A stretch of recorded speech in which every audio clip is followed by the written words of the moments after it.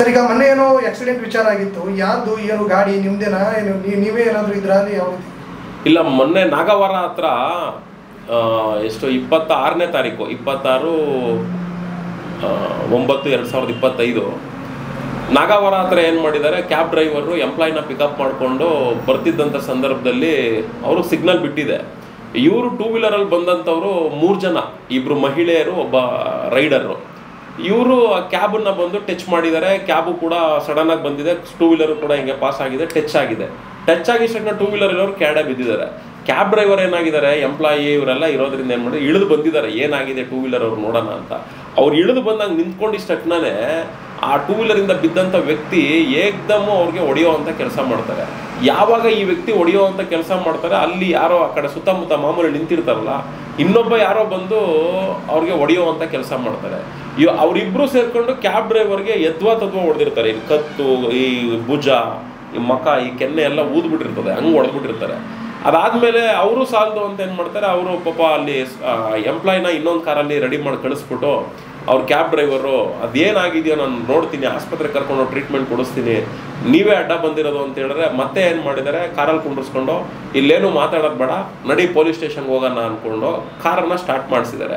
Car start ಮಾಡೋ ಸಂದರ್ಭದಲ್ಲಿ ಅವ್ರು ಹೊಡೆದಿರೋರು 2 ಬಿಟ್ಟು ಮತ್ತೆ ಹಿಂದ್ಗಡೆ 3 ಜನ, ಫ್ರಂಟ್ ಸೀಟಲ್ಲಿ ಒಬ್ರು, ಟೋಟಲ್ 4 ಜನ ಸೇರಿಕೊಂಡು ಕ್ಯಾಬ್ ಡ್ರೈವರ್ನ ಜೊತೆಲಿ ಕುಂಡ್ರಿಸ್ಕೊಂಡು ಪೊಲೀಸ್ ಸ್ಟೇಷನ್ಗೆ ಹೋಗೋಣ ಅಂತ ಕರ್ಕೊಂಡು ಹೋಗ್ತಾ ಇರಬೇಕಾದ್ರೆ ಪೊಲೀಸ್ ಸ್ಟೇಷನ್ಗೆ ಕರ್ಕೊಂಡು ಹೋಗದೆ ಅವ್ರ ಏರಿಯಾ ಯಾವುದೋ ಒಂದು ಗಲ್ಲಿ ಒಳಗಡೆಗೆ, ಆ DJ ಹಳ್ಳಿ ಹಿಂಭಾಗ ಅವ್ರು ಏನು ಆ ಮುಸ್ಲಿಮ್ಸ್ ಅವ್ರದ್ದು ಏರಿಯಾ ಇದೆ, ಅದ್ರ ಒಳಗಡೆ ತಗೊಂಡೋಗಿ ಗಾಡಿನ ನಿಲ್ಲಿಸ್ಕೊತಾರೆ. ನಿಲ್ಲಿಸ್ಕೊಂಡು ಏನು ಮಾಡ್ತಾರೆ, ಕ್ಯಾಬ್ ಡ್ರೈವರ್ಗೆ ಹೋಗ್ತಾ ಕ್ಯಾಬಲ್ಲೇ ಹೇಳ್ತಿದ್ರಂತೆ, ಅವ್ರಿಗೆ ಆಸ್ಪತ್ರೆಗೆ ಸೇರಿಸ್ತೀವಿ, ಟ್ರೀಟ್ಮೆಂಟ್ಗೆ 2 ಲಕ್ಷ ಖರ್ಚಾಗುತ್ತೆ, ನೀನು 2 ಲಕ್ಷ ರೂಪಾಯಿ ಕೊಡಬೇಕು. 2 ವೀಲರ್ ಡ್ಯಾಮೇಜ್ ಆಗಿದೆ, 50,000 ಖರ್ಚಾಗಿದೆ, ನೀನು 50,000 ರೂಪಾಯಿ ಕೊಡಬೇಕು, ನೀನು ಕೊಟ್ಟಿಲ್ಲ ಅಂದರೆ ನಿನ್ನ ಬಿಡೋದಿಲ್ಲ ಅನ್ನೋ ರೀತಿಲಿ ಅವ್ರು ಏರಿಯಾಗೆ ತೊಗೊಂಡೋಗಿ ಗಾಡಿನ ಹಾಕೊಂಡಿದ್ದಾರೆ. ಅದಾದಮೇಲೆ ಮೊಬೈಲು ಅವರು ಸಾರ್ ಆಯಿತು, ನಮ್ಮ ಅಣ್ಣವ್ರು ಯಾರಿಗಾರು ಹೇಳಿ ದುಡ್ಡು ತರಿಸ್ತೀನಿ ಕೊಡಿ ಅನ್ನೋ ರೀತಿ ಮೊಬೈಲ್ ಇಸ್ಕೊಂಡು ಆಮೇಲೆ ನಮ್ಮ ಸಂಘಟನೆ ಗ್ರೂಪಲ್ಲಿ ಅವರು ಗ್ರೂಪಲ್ಲಿ ಇದ್ದಿದ್ದರಿಂದ ಬಚಾವು, ಇಲ್ಲಾಂದರೆ ತುಂಬ ಕಷ್ಟ ಆಗಿರೋದು ಅವ್ರಿಗೆ. ಗ್ರೂಪಲ್ಲೂ ಕೂಡ ಲೊಕೇಶನ್ ಹಾಕಿ ನನಗೆ ಹಿಂಗೆ ತೊಂದರೆ ಆಗಿದೆ ಅಂತ ವಾಯ್ಸ್ ಕ್ಲಿಪ್ ಕೊಟ್ಟು ಆಮೇಲೆ ನನಗೂ ಕೂಡ ಫೋನ್ ಮಾಡಿದ್ರು. ನಾನು ಕೂಡ ಬೆಳಗ್ಗೆನೇ 6 ಕಾಲಲ್ಲೇನೋ ನಾನು ಫೋನ್ ರಿಸೀವ್ ಮಾಡಿದೆ, ಎಲ್ಲ ಸ್ಟೋರಿ ಹೇಳಿದ್ರು. ಸರಿ, ಇಮ್ಮಿಡಿಯೇಟ್ಲಿ 112 ಫೋನ್ ಮಾಡಿ ಪೊಲೀಸವ್ರನ್ನ ಆ ಸ್ಪಾಟಿಗೆ ಕರೆಸ್ಕೊ ಅಂತ ಹೇಳಿದೆ. ಅಣ್ಣ ಇಷ್ಟು ಫೋನ್ ಕೊಟ್ಟಿರೋದೇ ಹೆಚ್ಚು, ಮತ್ತೆ ಕಿತ್ಕೊಂಡ್ಬಿಟ್ರೆ ಕಷ್ಟ ಇವರು ಅಂತ ಹೇಳ್ತಾರೆ. ಸರಿ ಆಯ್ತಿರಪ್ಪ ಅಂತೇಳಿ ನಾನೇ 112 ಫೋನ್ ಮಾಡಿ ಅವ್ರು ಕಳಿಸಿರೋ ಲೊಕೇಶನ್ನ ಪೊಲೀಸ್ನವ್ರಿಗೆ ಕಳಿಸಿ, ದಯವಿಟ್ಟು ಅಲ್ಲಿ ಹೋಗಿ, ನೀವು ಹೋಗಲಿಲ್ಲ ಅಂದರೆ ಅವ್ರು ಸಾಯಿಸ್ಬಿಡ್ತಾರೆ ಹುಡುಗನ ಅಂತೇಳಿ ಅವ್ರಿಗೂ ಕೂಡ ಮಾಹಿತಿ ಕೊಟ್ಟೆ. ತದನಂತರ ಪೊಲೀಸರು ಫಾಲೋಅಪ್ನೆಸ್ಸಿಗೆ ಬಂದರು. ಮತ್ತೆ ನಾನು ಈ ಹುಡುಗನ ಫೋನ್ ಮಾಡಿದೆ, ಸರಿ ನೀನು ಒಂದು ಕೆಲಸ ಮಾಡೋ, ಅಲ್ಲಿ ಇರೋಕ್ಕೆ ಹೋಗ್ಬೇಡ, ನಿನ್ಗೆ ಅಲ್ಲಿಂದ ತಪ್ಪಿಸ್ಕೊಂಡು ಹೋಗೋದಕ್ಕೆ ಎಲ್ಲಿ ಅವಕಾಶ ಸಿಗುತ್ತೆ ನೋಡಿಕೊಂಡು ತಪ್ಪಿಸ್ಕೊಂಡು ನೀನಿರೋ ಜಾಗದಲ್ಲಿ ಯಾವುದು ನಿಯರ್ ಪೊಲೀಸ್ ಸ್ಟೇಷನ್ ಇದೆ ಅದ್ರಲ್ಲಿ ಹೋಗಿ ಕೂತ್ಕೊಂಡ್ಬಿಡು ಅಂತ ಹೇಳಿದೆ. ಆಮೇಲೆ ಏನು ಮಾಡಿದೆ, ನಾವು ಹುಡುಗ ಅಷ್ಟು ಹೇಳಿದ್ಮೇಲೆ ಇನ್ನೊಂದು ಸ್ವಲ್ಪ ಬಿಟ್ಕೊಂಡು ಅವನೇ ಮತ್ತೆ ಫೋನ್ ಮಾಡ್ದ, ಅಣ್ಣ ಹಂಗೋ ಹಿಂಗೋ ಮಾಡಿ ತಪ್ಪಿಸ್ಕೊಂಡು ಬಂದ್ಬಿಟ್ಟಿದ್ದೀನಿ, ಯಾವುದೇ ಕಾರಣಕ್ಕೂ ಎಲ್ಲೂ ನಿಂತ್ಕೊಂಡ್ಬೇಡ, ಹೋಗಿ ಸ್ಟೇಷನಲ್ಲಿ ಹೋಗಿ ಕೂತ್ಕೊ ಅಂತ ಹೇಳಿದೆ. ಅವ್ರೋಗಿ ಸ್ಟೇಷನ್ಗೆ ಕೂತ್ಕೊಂಡು ಮತ್ತೆ ಪೊಲೀಸವ್ರು ಫೋನ್ ಮಾಡಿದ್ರು, ಸರ್ ನೀವು ಕಳಿಸಿರೋ ಲೊಕೇಶನ್ಗೆ ಹೋಗ್ತಾ ಇದ್ದೀವಿ ಇದರ ಅಂತೇಳಿ. ಸರ್ ಇಲ್ಲ, ಅವ್ರು ಅಲ್ಲಿಂದ ಸ್ಟೇಷನ್ ನಿಯರ್ DJ ಹಳ್ಳಿ ಸ್ಟೇಷನ್ ಇದೆಯಂತೆ, ಅಲ್ಲಿ ಹೋಗು ಅಂತ ಹೇಳಿದ್ದೀನಿ, ಅಲ್ಲಿ ಹೋಗಿದ್ದಾರೆ, ಬೇಡ ಬಿಡಿ ನೀವೇನು ಹೋಗೋದು ಅಂತ ಹೇಳ್ಬಿಟ್ಟು ಅವ್ರಿಗೆ ಪೊಲೀಸವ್ರಿಗೂ ಕೂಡ ತಿಳಿಸ್ತೀವಿ. ಸರಿ, ಅದಾದಮೇಲೆ ಏನಾಗ್ತದೆ, ನಾವು ಇಲ್ಲಿಂದ ಒಂದು ಕ್ಯಾಬ್ ಮಾಡಿಕೊಂಡು ಅಲ್ಲಿಗೆ ಹೋಗ್ತೀವಿ. ಹೋಗಾದ್ಮೇಲೆ ಅವರು DJ ಹಳ್ಳಿ ಪೊಲೀಸ್ ಸ್ಟೇಷನ್ ಕಾಂಪೌಂಡಲ್ಲೇ ಇರ್ತಾರೆ. ಅದಾದಮೇಲೆ ಹೋಗಿ ಪೊಲೀಸವ್ರನ್ನ ಭೇಟಿ ಮಾಡ್ತೀವಿ, ನಡೆದಿರೋ ವಿಚಾರ ಹಿಂಗಾಗಿದೆ ಅಂತ ಹೇಳಿ ತಿಳಿಸ್ತೀವಿ. ಅವರು ಇದು ನಮ್ಮ ಲಿಮಿಟಿಗೆ ಬರೋದಿಲ್ಲ, ಇದು ಪಕ್ಕದಲ್ಲೇ ಇನ್ನೊಂದು ಸ್ಟೇಷನ್ ಇದೆ ಅಲ್ಲಿಗೆ ಹೋಗಿ ಅಂತೇಳಿ ಸ್ಟೇಷನ್ಗೆ ಕಳಿಸೋವಂಥ ಕೆಲಸ ಮಾಡ್ತಾರೆ. ಮತ್ತು ಅಲ್ಲಿಗೆ ಹೋದ್ಮೇಲೆ ಅವರು ಇನ್ನೊಂದು ಕಡೆ ಸ್ಟೇಷನ್ಗೆ ಹೇಳ್ತಾರೆ. ಮತ್ತು ಅದೇ ಗೊಂದಲ ಆಗಿಬಿಡುತ್ತೆ, ಒಂದು 2-3 ಅವರ್ ಅದೇ ಗೊಂದಲ ಆಗುತ್ತೆ. ಅದಾದಮೇಲೆ ಕರೆಕ್ಟಾಗಿರೋವಂಥ ಸ್ಟೇಷನ್ ಗೋವಿಂದರಾಜಪುರ ಸ್ಟೇಷನ್ಗೆ ಬಂದು ಅಲ್ಲಿ ಬಂದು ದೂರನ್ನ ಕೊಡೋ ಅಂತ ಕೆಲಸ ಮಾಡ್ತೀವಿ. ಅವ್ರು ಪೊಲೀಸ್ನವ್ರು ದೂರನ್ನು ತೊಗೊತಾರೆ. ಅದಾದಮೇಲೆ ಅವರು ಇನ್ಸ್ಪೆಕ್ಟರ್ ಬರೋವರೆಗೂ ವೆಯ್ಟ್ ಮಾಡಿ FIR ಮಾಡ್ತೀವಿ ಅಂತಲೇ ಹೇಳ್ತಾರೆ. ಅದಾದಮೇಲೆ ಇನ್ಸ್ಪೆಕ್ಟರ್ ಕೂಡ ಬರ್ತಾರೆ. ಬಂದಾದ್ಮೇಲೆ ಇನ್ಸ್ಪೆಕ್ಟರ್ನು ಕೂಡ ಕೇಳ್ತಾರೆ, ಏನ್ರಿ ಕ್ಯಾಬ್ ಡ್ರೈವರ್ಗಳ್ದು ಏನು ತಪ್ಪಿರಲ್ವಾ, ಅವ್ರು 1 ವೇಲ್ ಬಂದಿದ್ದಾರೆ. ಸರ್ ಅದೆಲ್ಲ ಏನು 1 ವೇ ಅಲ್ಲ, ಏನೂ ಅಲ್ಲ, ದಯವಿಟ್ಟು ನೀವು ಅವ್ರು ಹೊಡೆದಿದ್ದಾರೆ FIR ಮಾಡಿ. ನೀವು ಟ್ರಾಫಿಕ್ ಸ್ಟೇಷನ್ಗೆ ಹೋಗಿದ್ದೀರಿ ನೋಡಿದಿರೇನ್ರಿ, ಆ ಎಮ್ಮನೇನೋ ಹಂಗಾಗಿದ್ದೆ. ಸರ್ ಅದು ಟ್ರಾಫಿಕ್ಕು, ಅಲ್ಲಿ ಏನೇ ತೊಂದರೆ ಆಗಿದ್ರು ಅಲ್ಲೂ FIR ಆಗಲಿ, ಅದಕ್ಕೇನಿದೆಯೋ ಅವ್ರು ಟ್ರಾಫಿಕ್ ಮುಖಾಂತರ ಅವ್ರು ತೊಗೊಳ್ಳಿ, ಇದು ಲ್ಯಾಂಡ್ ಆರ್ಡರ್ ಇಶ್ಯೂ ಆಗಿದೆ, ದಯವಿಟ್ಟು ನೀವು FIR ಮಾಡಲೇಬೇಕು ಅಂತೇಳಿ ನಾವು ಕೇಳ್ತೀವಿ.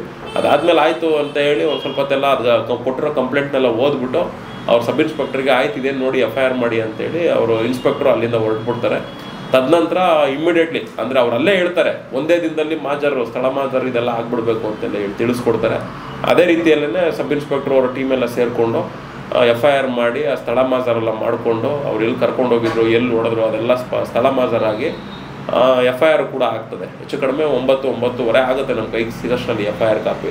ತದನಂತರ ಅವ್ರೇನು ಕಾರನ್ನು ತೊಗೊಂಡೋಗಿ ನಿಲ್ಲಿಸ್ಕೊಂಬಿಟ್ಟಿರ್ತಾರೆ, ಈ ಡ್ರೈವರ್ ಅಲ್ಲಿಂದ ಬಂದ್ಬಿಟ್ಟು ಕಾರಲ್ಲೇ ಬಿಟ್ಬಿಟ್ಟಿರ್ತಾರೆ. ಪಾಪ ಆ ಹುಡುಗನಿಗೆ ನಾವು ಯಾಕೆ ಇದರಲ್ಲಿ ಇಷ್ಟು ಫೋಕಸ್ ಮಾಡ್ದೋ ಅಂದರೆ, ಅವನು ತುಮಕೂರು ಭಾಗದ ಕೊರಟಗೆರೆ ಅವರು. ಆ ಹುಡುಗ ಬೆಂಗಳೂರಲ್ಲಿ ಮನೆಯೇ ಇಲ್ಲ, ಅವನು ವಾರಕ್ಕೊಂದ್ಸರಿ ಊರಿಗೆ ಹೋಗೋದು. ಸೋಮವಾರ ಬಂತು ಅಂದರೆ ಇನ್ನು ಶನಿವಾರದವರೆಗೂ ಅವ್ರ ಕಾರೇ ಸರ್ವಸ್ವ. ಅಂಥ ಕಾರನ್ನ ಅವ್ರು ಕಿತ್ಕೊಂಡೋಗಿ ನಿಲ್ಲಿಸ್ಕೊಂಡು ಅವ್ನಿಗೆ ಆ ರೀತಿಲೆಲ್ಲ ಹೊಡೆದಿರೋದು, ಇದು ನಿಜವಾಗ್ಲೂ ಕಾನೂನಿಗೆ ಗೌರವ ಕೊಡೋ ಅಂಥ ಕೆಲಸ ಅವ್ರು ಮಾಡಲಿಲ್ಲ. ಇದು ಕಾನೂನು ಗೌರವ ಕೊಡಲಿಲ್ಲ ಅಂದರೆ, ನಮ್ಮ ಭಾರತ ಇರೋದೇ ಕಾನೂನು ಗೌರವಿಸೋಕ್ಕೆ, ನಮ್ಮ ಕರ್ನಾಟಕ ಇರೋದು ಕೂಡ ಕಾನೂನನ್ನ ಎತ್ತಿಡಿಯೋದಕ್ಕೆ. ಅಂಥ ಕಾನೂನನ್ನ ಗೌರವಿಸದೆ ಯಾವುದೋ ಬೇರೆ ಪಾಕಿಸ್ತಾನದಲ್ಲಿ ಆಡ್ತಾರಲ್ಲ, ನೋಡ್ತಿರಲ್ಲ, ಅಲ್ಲಿ ಕಾನೂನು ಇಲ್ಲ ಏನೂ ಇಲ್ಲ, ಅವರವರೇ ಬಾಂಬ್ ಹಾಕೊಂಡು ಅವರವರೇ ಹೊಡೆದಾಡ್ಕೊಂಡು ಸಾಯ್ತಾರಲ್ಲ, ಹಂಗೆ ಪಾಕಿಸ್ತಾನ ಅನ್ಕೊಂಬಿಟ್ಟವ್ರು ಇವರು. ನಾವು ನೋಡಿ ಮುಸ್ಲಿಮ್ಸಲ್ಲೂ ಒಳ್ಳೆಯವರಿದ್ದಾರೆ ನೋಡಿ, ಅಂಥದ್ರಲ್ಲಿ ಈ ಥರದವರು ಕೂಡ ಇದಾರಲ್ಲಪ್ಪ ಅನ್ನೋದೇ ನಮಗೆ ಬೇಸರ. ಹಾಗಾಗಿ ನಾನು ಅವ್ರಿಗೆಲ್ಲ ಹೇಳಿದೆ, ಇದು ಪಾಕಿಸ್ತಾನ ಅಲ್ರಪ್ಪ, ಕರ್ನಾಟಕ ಪಾಕಿಸ್ತಾನದಲ್ಲೆಲ್ಲ ಆಡ್ದಂಗಿಲ್ಲ, ಆಡಕ್ಕೆ ಹೋಗ್ಬೇಡ್ರಿ, ಕಾನೂನಿಗೆ ಗೌರವ ಕೊಡಿ, ಕಾನೂನನ್ನ ಪರಿಪಾಲನೆ ಮಾಡಿ ಅಂತ ಹೇಳಿ ಅದಾದ್ಮೇಲೆ ಅದಾದ್ಮೇಲೆ ಅವನು ಸತತವಾಗಿ ಡ್ರೈವರ್ ಮೇಲೆ ಫೋನ್ ಮಾಡ್ತಾನೆ ಇದ್ದ, ಎಲ್ರಿ ಬರಲೇ ಇಲ್ಲ, ಆಸ್ಪತ್ರೆ ತೋರಿಸ್ಬೇಕು ಅನ್ನೋ ರೀತಿಲಲ್ಲ. ನಾನು ಹೇಳಿದೆ, ನೋಡಿ ಏನು ತೋಚುತ್ತೋ ಅದನ್ನೆಲ್ಲ ನೀನು ಮಾಡ್ಕೊ, ನಾವೇನು ಮಾಡಬೇಕು ನಮಗೆ ಗೊತ್ತು, ನೀನು ನೆಕ್ಸ್ಟ್ ಫೋನ್ ಮಾಡಬೇಡ ಅಂತೇಳಿ ಕಟ್ ಮಾಡ್ತೀವಿ. ಅದಾದ್ಮೇಲೆ ಅವ್ನಿಗೆ ಗೊತ್ತಾಗೋಗುತ್ತೆ, ಈ ಸೋಷಿಯಲ್ ಮೀಡಿಯಾದಲ್ಲ ನೋಡಿರ್ತಾರೇನೋ. ಆಮೇಲೆ ಏನು ಮಾಡ್ತಾರೆ, ಏಕಾಏಕಿ ಕಾರನ್ನ ತೊಗೊಂಬಂದು ಟ್ರಾಫಿಕ್ ಸ್ಟೇಷನಲ್ಲಿ ಬಿಟ್ಬಿಟ್ಟು ಕಂಪ್ಲೇಂಟು ಕೂಡ ಕೊಡದೆ, ಸರ್ ಅವ್ರನ್ನ ಕರೆಸಿ ಅಂತ ಹೇಳ್ತಾರಂತೆ ಪೊಲೀಸ್ನವರು. ನೀನು ಕಂಪ್ಲೇಂಟ್ ಕೂಡ ಕರೆಸ್ತೀವಿ ಅಂತಾರಂತೆ. ಇಲ್ಲ ನಾವು ಟ್ರೀಟ್ಮೆಂಟ್ ಕೊಡ್ತಿದ್ದೀವಿ, ಆ ಟ್ರೀಟ್ಮೆಂಟ್ ಎಲ್ಲ ಮುಗಿಸ್ಕೊಂಬರ್ತೀವಿ ಅಂದ್ರಂತೆ. ಇನ್ನೂ ಇವತ್ತು 3-4 ದಿನ ಆಯ್ತಾ ಬಂತು, ಇವತ್ತವರೆಗೂ ಕೂಡ ಬಂದು ಅವ್ರು ಕಂಪ್ಲೇಂಟ್ ಕೊಟ್ಟಿಲ್ಲ. ಯಾಕೆ ಅಂದರೆ ಅವ್ರು ತಪ್ಪಿದ್ದಾವೆ. 3 ಜನ ರೈಡಿಂಗ್ ಹೋಗಿರೋದು, ನಂಬರ್ ಪ್ಲೇಟ್ ಇಲ್ಲ, ಸಿಗ್ನಲ್ ಜಂಪ್ ಮಾಡಿರೋದು, ಈ ರೀತಿ ಹಲವಾರು ತಪ್ಪುಗಳು ಇರೋದ್ರಿಂದ ಅವ್ರು ಎಲ್ಲೂ ಕಂಪ್ಲೇಂಟ್ ಕೊಡೋಕೆ ಮುಂದೆ ಬರ್ತಾ ಇಲ್ಲ. ಮತ್ತು ಅದ್ರ ಜೊತೆಗೆ ಮ್ಯಾನ್ ಹ್ಯಾಂಡ್ಲಿಂಗ್ ಮಾಡೋವಂಥ ತಪ್ಪು, ಅಲ್ಲಿ ಹೊಡೆದಿರೋದಲ್ಲದೆ ಅವ್ರ ಏರಿಯಾಗೆ ಬೇರೆ ಒಂಥರ ಕಿಡ್ನಾಪ್ ಕೇಸ್ ಆದಂಗೆ ಆಯಿತು, ಮಾರಣಾಂತಿಕ ಹಲ್ಲೆ ಮಾಡಿರೋಂಗಾಯ್ತು, ಅವಾಚ್ಯ ಶಬ್ದ ನಿಂದನೆ ಮಾಡಿರೋಂಗಾಯ್ತು. ಇಂಥದ್ದೆಲ್ಲ ಅವ್ರಿಗೆ ಗೊತ್ತಾಗ್ಬಿಟ್ಟಿದೆ. ಇದೆಲ್ಲ ಗೊತ್ತಾದ್ಮೇಲೆ ಏನಾಗಿದೆ, ನಮ್ಮ ಬುಡಕ್ಕೆ ಬರುತ್ತೆ ಅಂದ್ಬಿಟ್ಟು ಏನು ಮಾಡ್ತಾ ಇದ್ದಾರೆ, ಅವ್ರು ಕಂಪ್ಲೇಂಟು ಕೊಡೋಕೆ ಬರ್ತಾ ಇಲ್ಲ. ಅದಾದ್ಮೇಲೆ ಪೊಲೀಸ್ನವರು, ಟ್ರಾಫಿಕ್ ಪೊಲೀಸ್ನವರು ಹೇಳಿದ್ರು, ನೋಡಪ್ಪ ನೀನೇನಿದೆ ಗಾಡಿ ತೊಗೊಂಡೋಗೋ, ಅವ್ರು ಬಂದು ಏನಾದರೂ ಕಂಪ್ಲೇಂಟ್ ಕೊಟ್ಟರೆ ನೀನು ಬಂದು ಗಾಡಿನ ಬಿಡೋ, ಅದೇನಿದೆ ಪ್ರೊಸೀಜರ್ ಮುಗಿಸ್ಕೊಂಡು ನೀನು ಗಾಡಿ ತೊಗೊಂಡೋಗೋ, ಅವ್ರಿಗೇನಾದರೂ ಇನ್ಶೂರೆನ್ಸಲ್ಲಿ ಸಿಗೋ ಥರ ಇದ್ದರೆ ಸಿಗಲಿ ಅನ್ನೋ ರೀತಿಲಿ ಹೇಳ್ತಾರೆ. ಆಯಿತು ಹಂಗೆ ಮಾಡಿಕೊಡಿ ಸರ್ ಅಂತ ನಾವು ಕೂಡ ಹೇಳಿ ಇಲ್ಲಿ ಲ್ಯಾಂಡ್ ಆರ್ಡರ್ FIR ಕೂಡ ಮಾಡಿಸ್ಕೊಂಡು ಡ್ರೈವರ್ಗೆ ಗಾಡಿ ಕೊಡಿಸ್ಕೊಡೋ ಅಂಥ ಕೆಲಸನೂ ಕೂಡ ಆಗ್ತದೆ. ನಿಮಗೆಲ್ಲ ಗೊತ್ತಿರ್ಬೋದು, SFBT ರೈಲ್ವೆ ಸ್ಟೇಷನಲ್ಲೂ ಕೂಡ ಡ್ರೈವರ್ಗೆ ಯಾರೋ ಒಬ್ರು ಏಕಾಏಕಿ ಒಂದು 3 ಜನ ಸೇರಿಕೊಂಡು ಅವ್ರು ತಮಿಳಿಯನ್ಸ್ ಅವರು ಏಕಾಏಕಿ ಹೊಡಿತಾರೆ. ಎಲ್ಲ ಯಾರು ಇವ್ರು ಹೊಡಿಯೋದು ಅಂದ್ರೆ ಏನು ಹಬ್ಬ ಅನ್ಕೊಂಬಿಟ್ಟವ್ರ. ನಾನು ಹೇಳೋದಿಷ್ಟೇ, ನೋಡ್ರ ನಿಮ್ಗಳ ತಾಕತ್ಗಳು ಇದ್ದರೆ ಹೊಡಿತೀವಿ ಬಡಿತೀವಿ ಅನ್ನೋ ಥರ ಇದ್ದರೆ ದಷ್ಟಪುಷ್ಟವಾಗಿರ್ತೀವಿ. ನೋಡ್ರಿ ನಮ್ಮಂಥವ್ರು ಇರ್ತೀವಿ, ಬರ್ಕೊಟ್ಬಿಡ್ರಿ, ಒಂದು ವೈಟ್ ಪೇಪರ್ ಮೇಲೆ ಬರ್ಕೊಟ್ಬಿಟ್ಟು ಅವ್ರಿಗೆಲ್ಲ ಹೊಡಿಯೋದು ಬಿಟ್ಬಿಡ್ರಿ.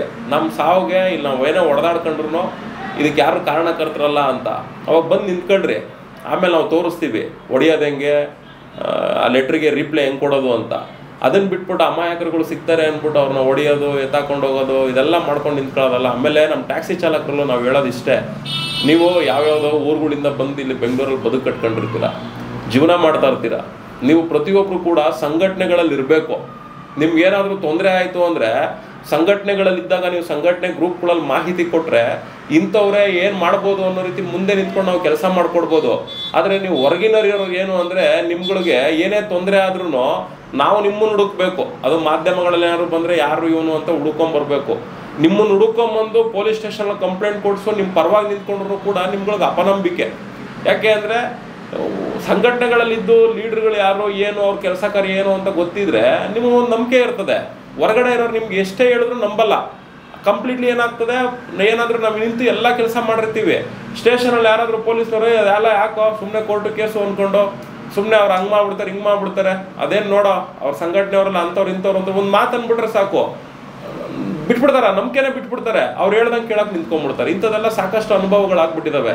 ಹಂಗಾಗಿ ನಾವು ಹೊರಗಡೆ ಇರೋರಿಗೆ ಫೋಕಸ್ ಮಾಡೋದೇ ಕಮ್ಮಿ. ನಾವು ಸಮಸ್ಯೆನ ಸಂಘಟನೆಯಲ್ಲಿ ಬಂದಿರೋ, ತೊಂದರೆ ಆಗ್ತದ ಊರು ಬಿಟ್ಟು ಊರು ಬಂದಿರ್ತೀರ, ಸಂಘಟನೆಗಳಲ್ಲಿ ಇರಿ, ನೋಡಿ ಲೀಡರ್ಗಳು ಹೆಂಗೆ ಕೆಲಸ ಮಾಡ್ತಾರೆ ಏನು ಮಾಡ್ತಾರೆ, ಅವ್ರ ಜೊತೆ ಹೋದ್ರೆ ನಮ್ಗೆ ಒಳ್ಳೇದಾಗುತ್ತೆ, ಇದನ್ನೆಲ್ಲ ತಿಳ್ಕೊಂಡು ಆಮೇಲೆ ನಿಮ್ಗೊಂದು ನಂಬಿಕೆ ಬರ್ತದೆ. ನಾವು ಹೊರಗಡೆ ಇರೋರಿಗೆ ನೀವು ಎಷ್ಟೇ ಹೆಲ್ಪ್ ಮಾಡಿ, ಅವ್ರಿಗೆ ಎಷ್ಟೇ ಹೆಲ್ಪ್ ಮಾಡಿಕೊಟ್ರು ಅಪನಂಬಿಕೆಯಲ್ಲೇ ಅವ್ರು ನಮ್ಮ ಜೊತೆಲಿ ಸಾಕ್ತಾ ಇರ್ತಾರೆ. ಅಂಥ ಅಪನಂಬಿಕೆಯಲ್ಲಿ ಇರೋರಿಗೆ ನಾವೇನೂ ಒಳ್ಳೇದು ಮಾಡ್ಕೊಡೋಕ್ಕಾಗಲ್ಲ. ಹಂಗಾಗಿ ಇಂಥ ಹಲವಾರು ಘಟನೆಗಳು ನಡೀತಾ ಇರ್ತವೆ. ಸದಸ್ಯರುಗಳಾಗಿತ್ತು ಅಂದರೆ ನೋಡಿ FIR ಆದರೂ ಕೂಡ ನಾವೇ ಹಾಕಿದ್ದೀವಿ, ಸಾಕ್ಷಿಗೆ ನಾವೇ ಕೊಟ್ಟಿದ್ದೀವಿ, ಹಾಕೊಳ್ಳಿ ಪರವಾಗಿಲ್ಲ ಅಂತ. ಹೊರಗಡೆ ಇರೋರಿಗೆ ಯಾರು ಸಾಕ್ಷಿ ಕೊಡೋಕೆ ಬರ್ತಾರೆ? ಹಿಂಗೆಲ್ಲ ನಡೀತವೆ. ಹಂಗಾಗಿ ಕ್ಯಾಬ್ ಡ್ರೈವರ್ಸ್ಗಳು, ಆಟೋ ಡ್ರೈವರ್ಸ್ಗಳು, ಕಂಪ್ಲೀಟ್ಲಿ ವಾಣಿಜ್ಯ ಬಳಕೆಯ ಚಾಲಕರುಗಳು ಯಾರಿದ್ದಾರೆ, ನೀವೆಲ್ಲ ಸಂಘಟನೆಗಳಲ್ಲಿ ಇರಬೇಕು. ಇದ್ದಾಗ ಮಾತ್ರನೇ ನಿಮ್ಗೇನೇ ತೊಂದರೆ ತಾಪತ್ರೆಗಳಾದ್ರೂ ಕೂಡ ನಾವು ಜೊತೆಲಿ ನಿಂತ್ಕೊಂಡು ಸಪೋರ್ಟ್ ಮಾಡೋದಕ್ಕೆ ಸಾಧ್ಯ. ಇಲ್ಲ ಅಂದರೆ ಹಿಂಗೆ ಸಾಮಾನ್ಯವಾಗಿ ಯೂಟ್ಯೂಬ್ ಚಾನಲ್ಗಳು ಮಾಧ್ಯಮಗಳು ಇಲ್ಲೆಲ್ಲ ಒಂದು ವಿಚಾರಗಳು ಬಂದಾಗ ಅದನ್ನ ನೋಡ್ಕೊಂಡು ನಾವು ಫಾಲೋ ಅಪ್ ಮಾಡೋಕ್ಕೂ ಆಗಲ್ಲ, ಅದರಲ್ಲಿ ರಿಸಲ್ಟ್ ತೆಗಿಯೋಕ್ಕೂ ಆಗಲ್ಲ, ಇಂಥವ್ರಿಗೆಲ್ಲ ಪಾಠ ಕಲಿಸೋಕ್ಕೂ ಕೂಡ ಆಗಲ್ಲ. ಹಾಗಾಗಿ ನಡೆದಿರುವಂಥ ಘಟನೆ ಹಿಂಗಾಗಿರೋದ್ರಿಂದ ನೀವೆಲ್ಲ ಜನ ಬದಲಾಗಬೇಕು, ಎಸ್ಪೆಷಲಿ ಕಮರ್ಷಿಯಲ್ ವೆಹಿಕಲ್ ಡ್ರೈವರ್ಸ್ಗಳು ನೀವುಗಳು ಬದಲಾಗಬೇಕು. ಧನ್ಯವಾದ.